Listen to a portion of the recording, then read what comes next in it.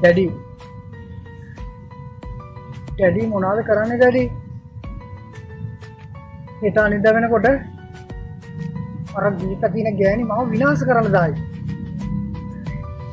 කරබගෙන ඉන්නද හදන්නේ? හරි මං ඊවට වැඩ කරලා තියෙන්නේ. මං එදා කිව්වනේ. එයාව ඉර ගන්නවා කියලා.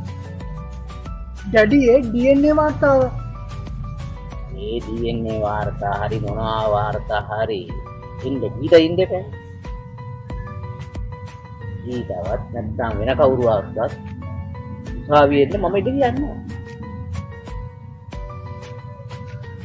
ඩැඩි මට උ ගීත කියන නම ඇහෙනකොටත් අප්පිරියයි.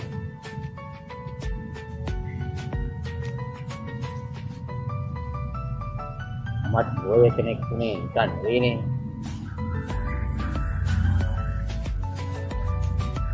මම ඔය බලාගන්න. ඔයා බය නැති ඉන්නකෝ. ડોક્ટર ශ්‍රීපති. යා තමයි මේ DNA වාර්තාව ගේන්නේ හෙට. ඒවට මම වැඩ කරලා දෙනවා.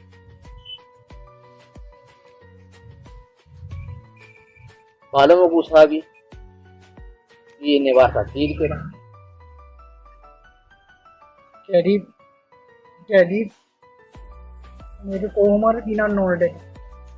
ඕකුන්ට ඉන්න හොඳ නෑ ගීතාව මගේ කියලා ඔප්පු කරන්න නිකන්වත්.